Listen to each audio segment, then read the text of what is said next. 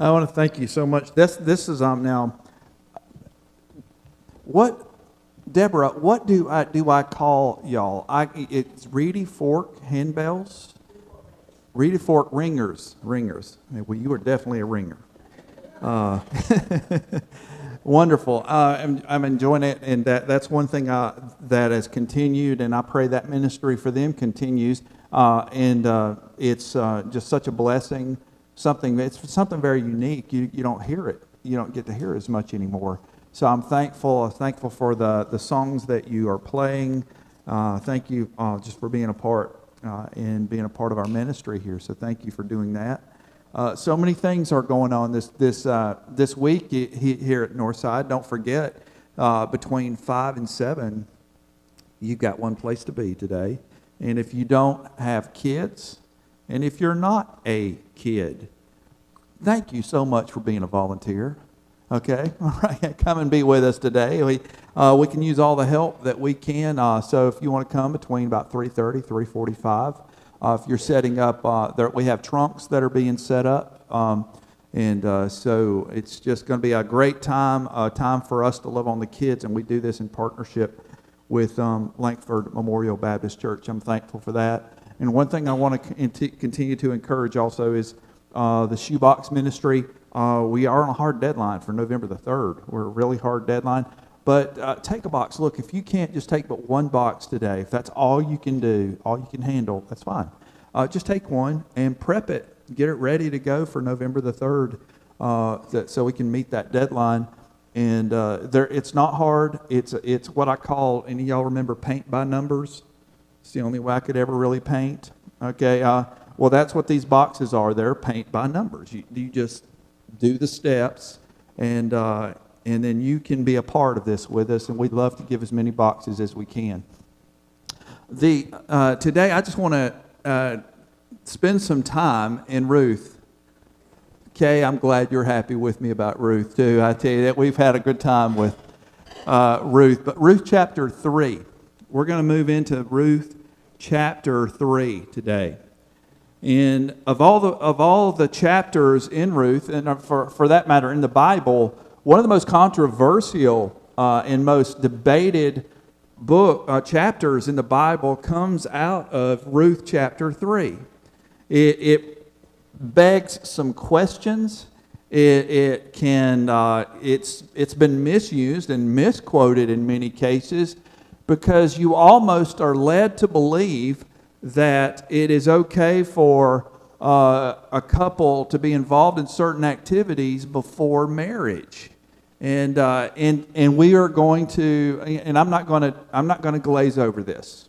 Let's take some time, and we're going to study it and help maybe to see it for what it is. We do want to continue to remind you what the book of Ruth is about. We're talking about Ruth, Naomi. They both are widows.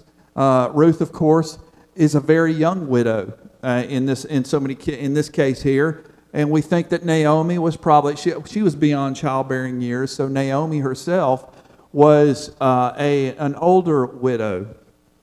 We're called in the Bible, by the way, to take care of the widows and the orphans.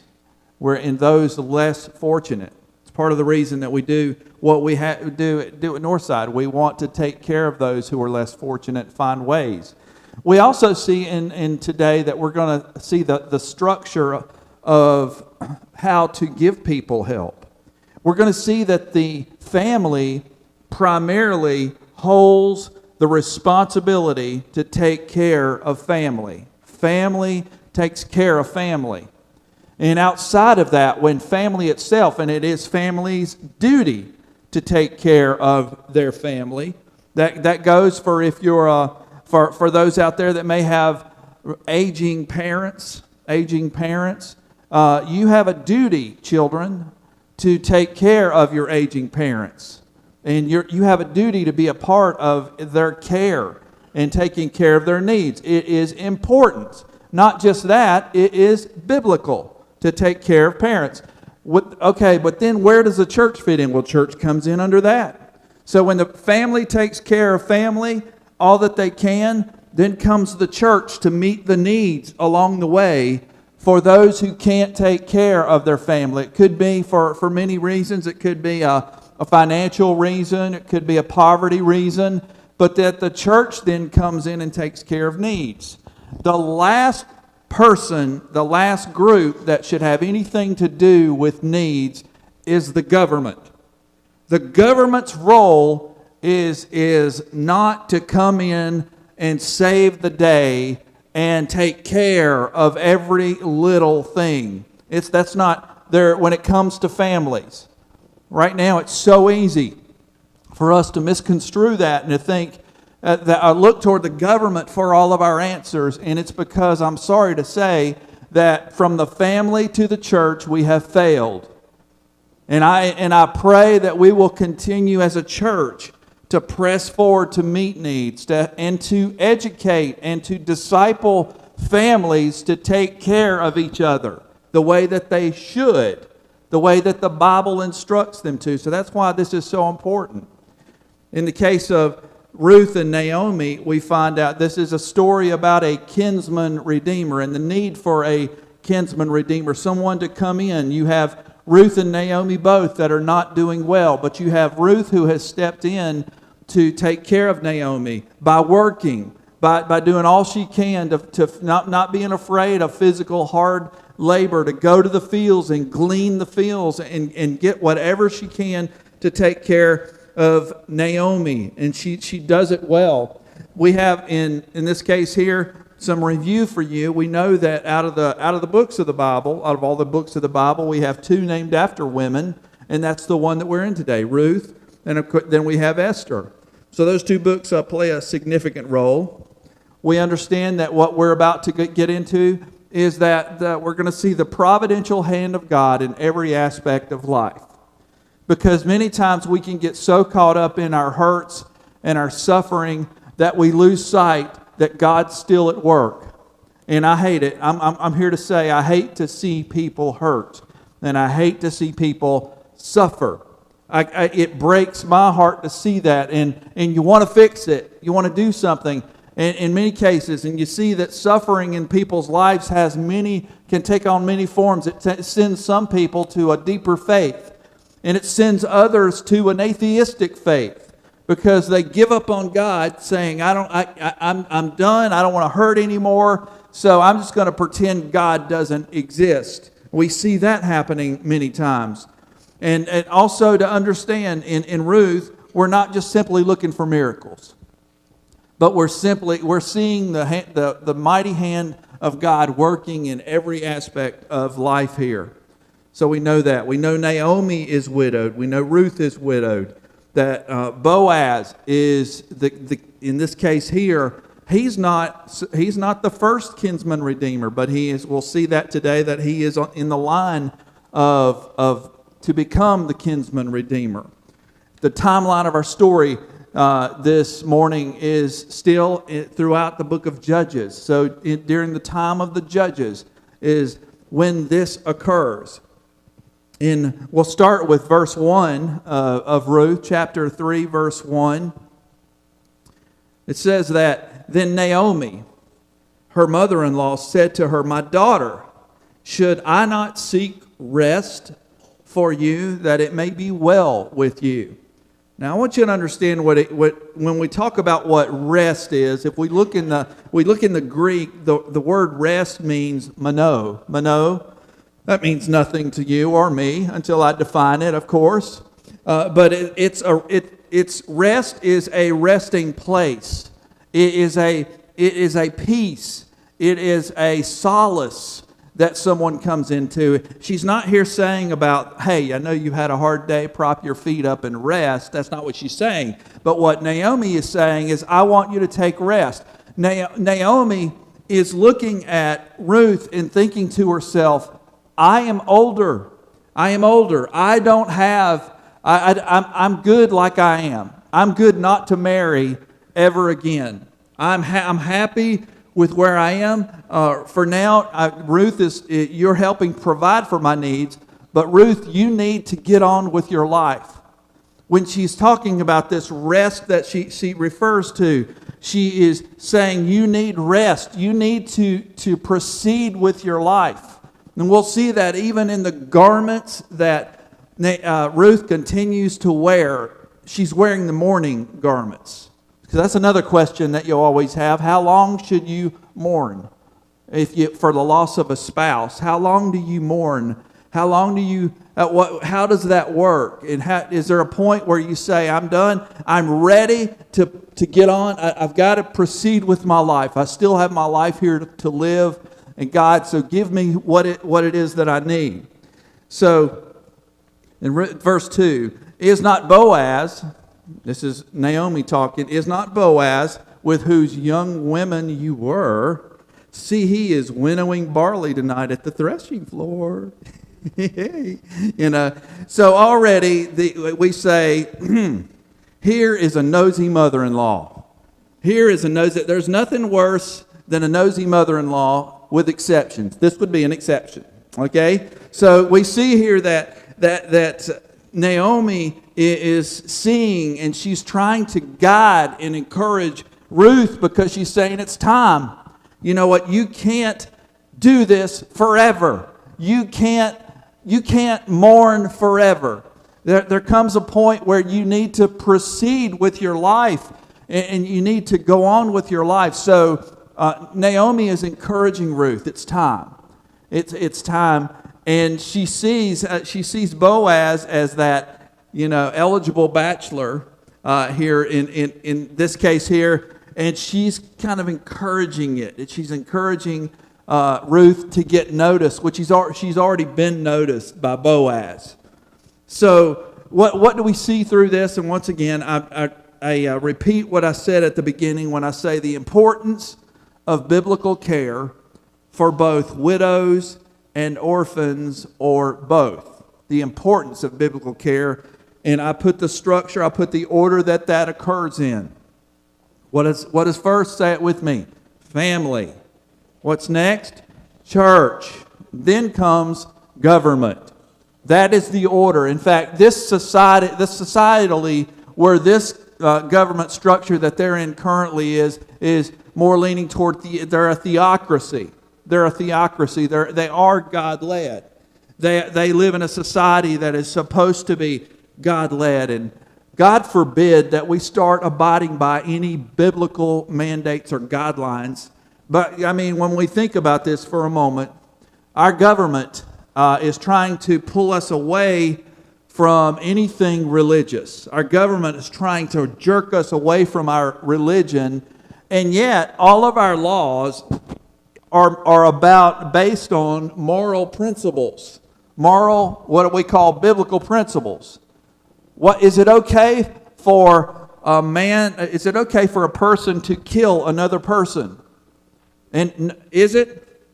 No, thank you. Some of y'all are out there going, let's see. Okay, no. The answer's no.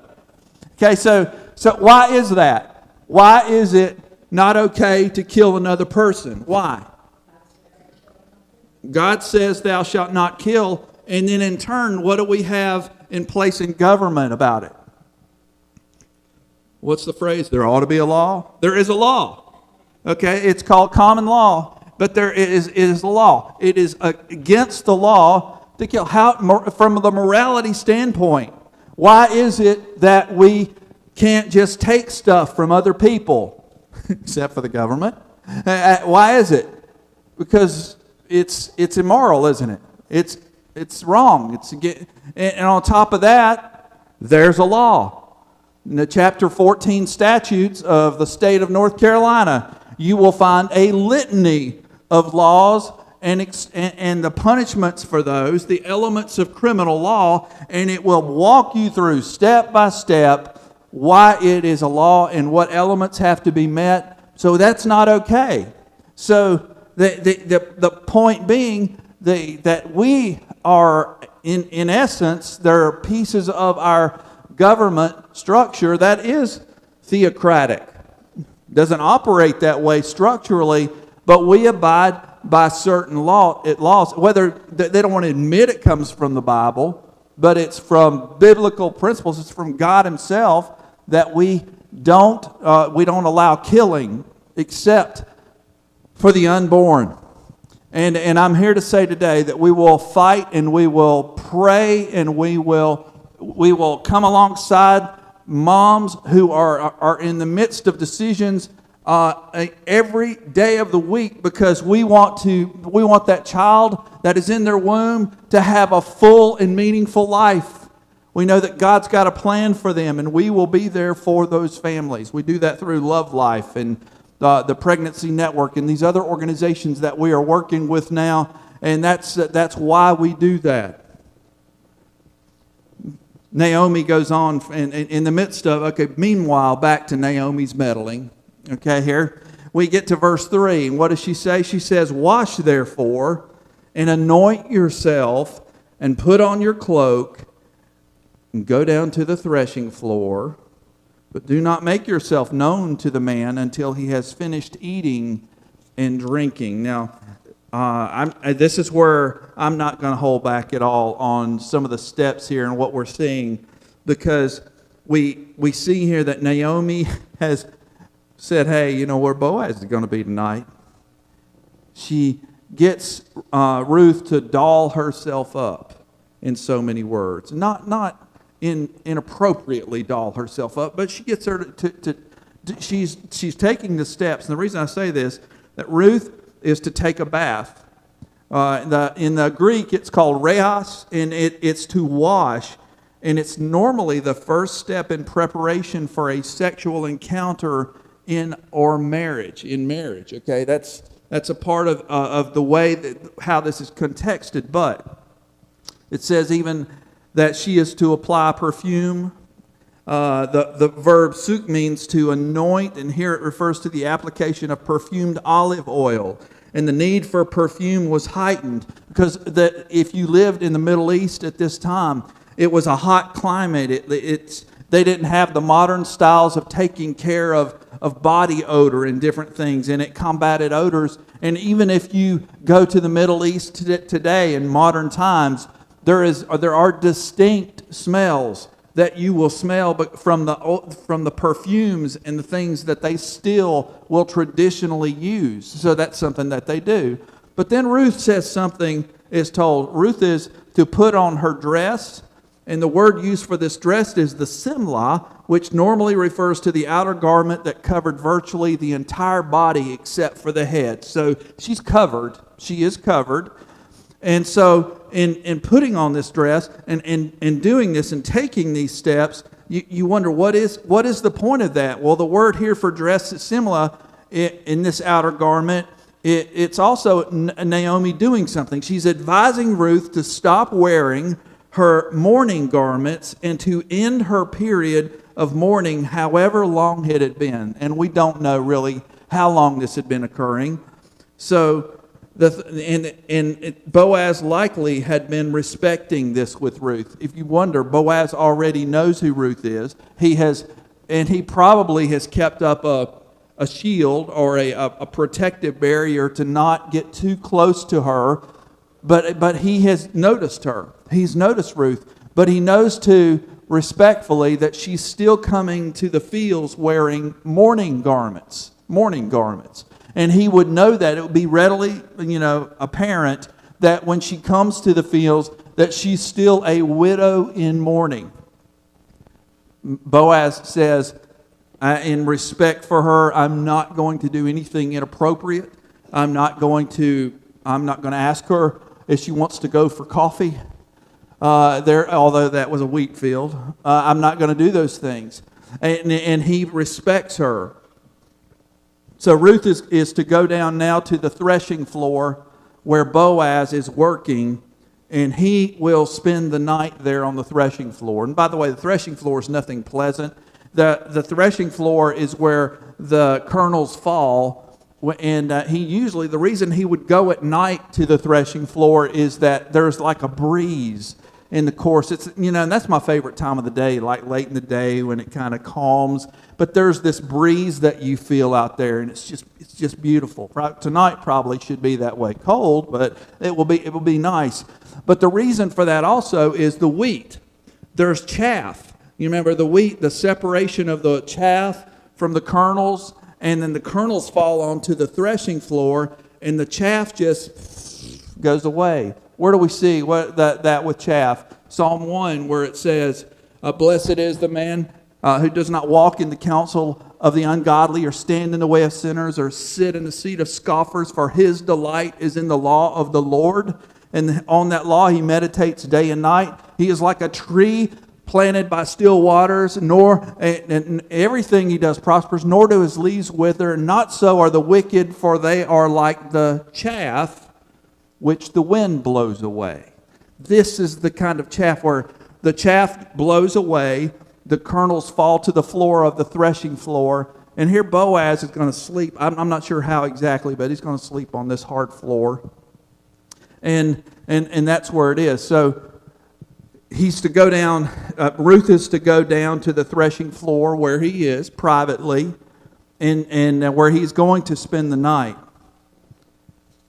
Verse 4, but when he lies down, this is Naomi's instruction, verse 4, chapter 3, when he lies down, observe the place where he lies, and then go and uncover his feet and lie down, and he will tell you what to do.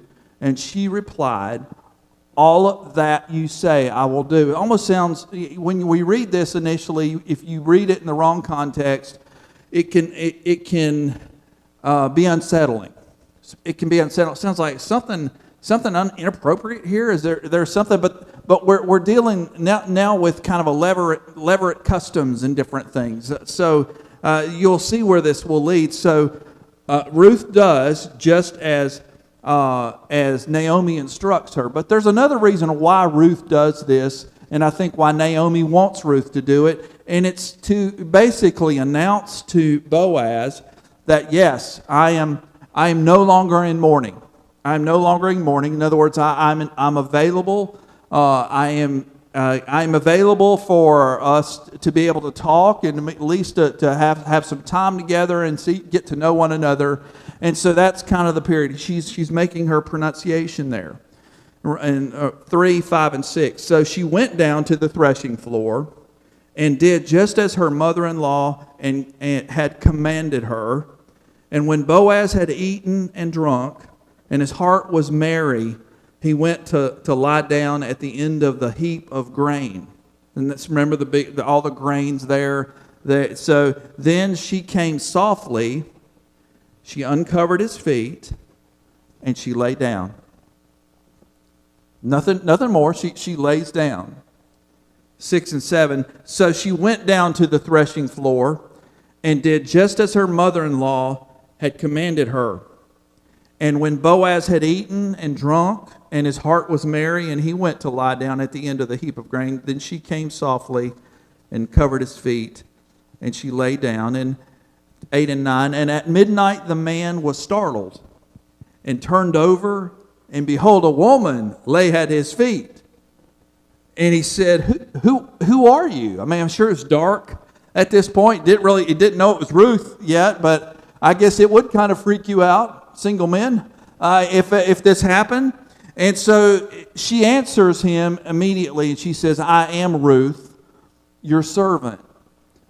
Spread your wings over your servant, for you are a redeemer. She was saying, you are my redeemer. You are my redeemer. You are the one. You are the one. So she is announcing this, and you think it makes you think to yourself, okay, so if that's the case, so Boaz must go, wow, this is going to happen fast, and I'm going to have a wife soon. But there's a little bit more to this story, and we're going to continue that in Ruth here.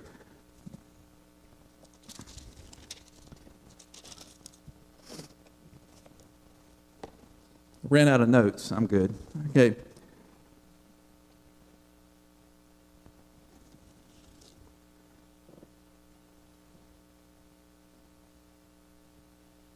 Verse 10.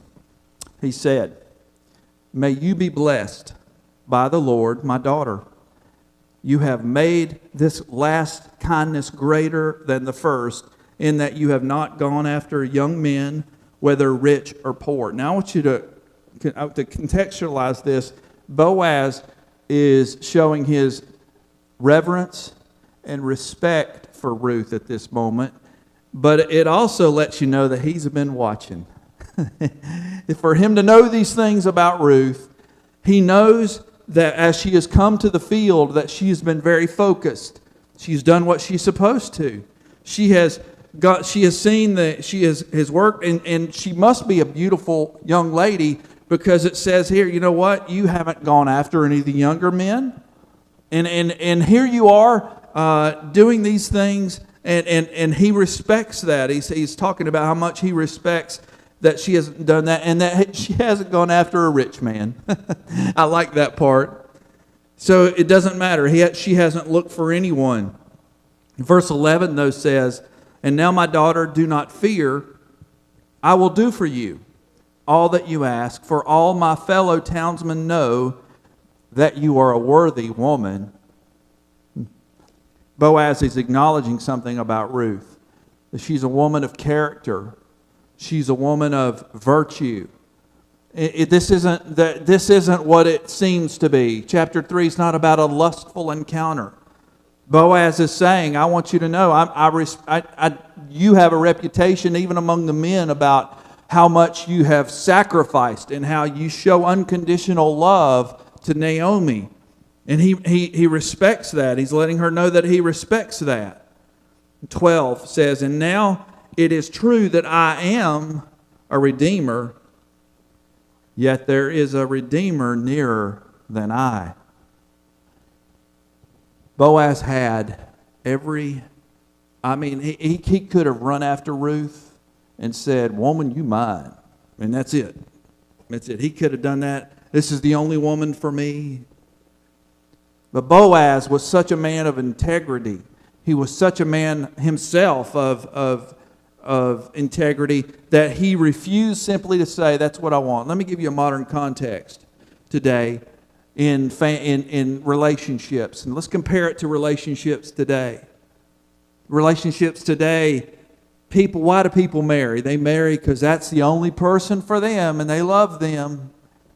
They give themselves over to them. They just give their heart and soul over to a person, saying nothing else is going to stand in the way. That's a person I'm going to take for me.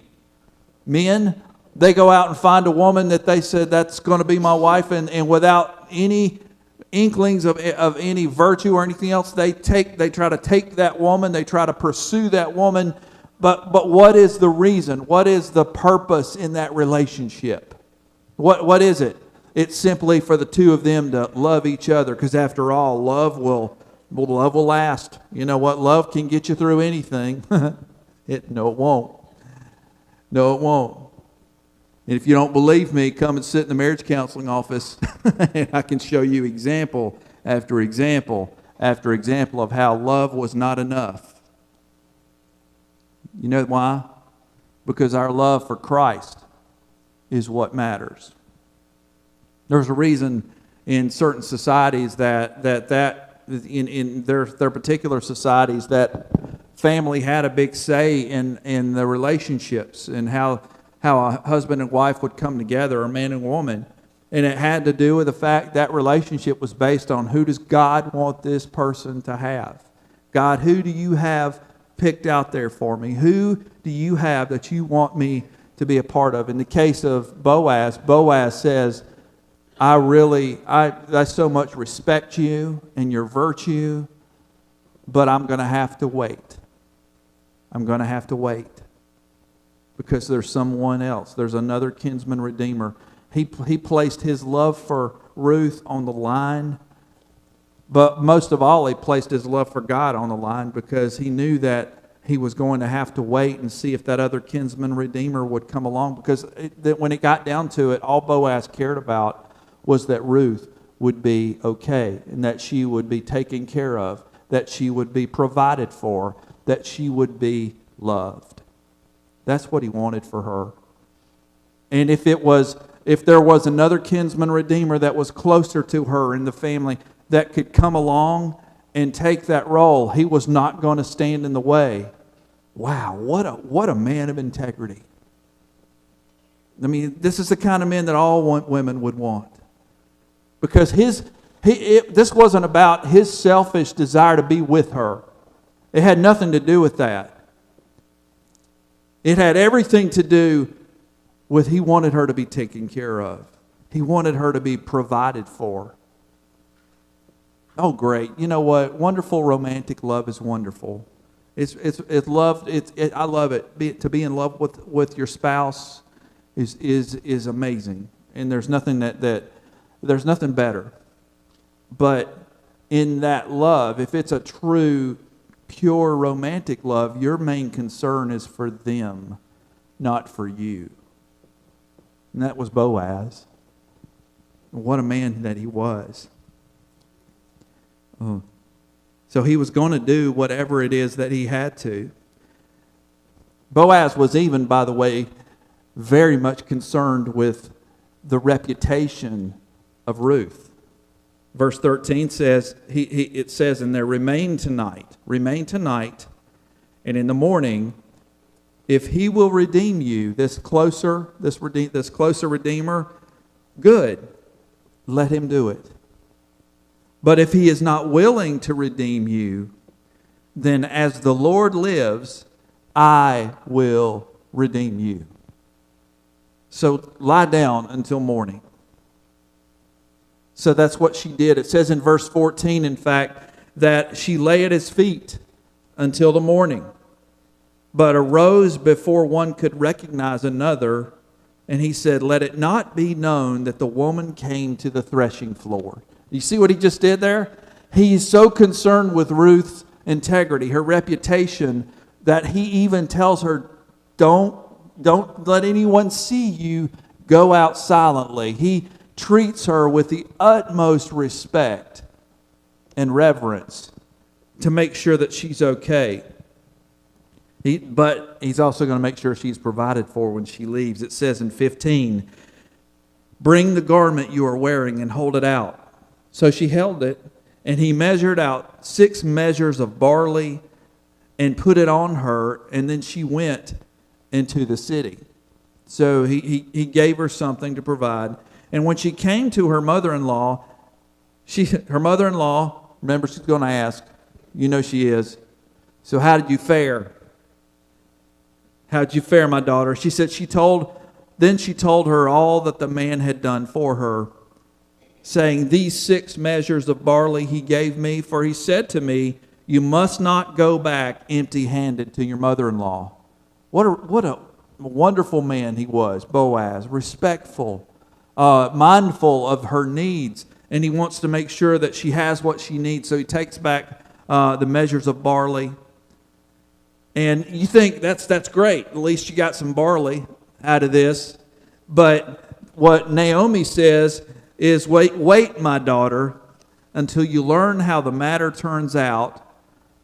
For the man will not rest, but settle the matter today. Yeah, you got some barley, but that's just barley, okay? That's just barley. Wait. We'll see how God provides. God always will provide for your immediate needs. He'll do it. Somehow he does it. Somehow you can give me examples of how God provides for the immediate need. Barley. But that has nothing to do with what God has in store for you in the future. How God is going to provide for you in the future. Remember all those times God just simply provides for a need, barley. But know that God's got something so greater in store for you in the future. He will always make sure that you have your Redeemer. You will have your Redeemer. I pray to God that we can find more men like Boaz, women of character like Ruth. And I pray that we would see that God, in this example, this is a perfect example of our relationship with Christ. Christ is our kinsman redeemer. He is our Redeemer. For every believer, He is the only Redeemer that you have. It's the only Redeemer you need.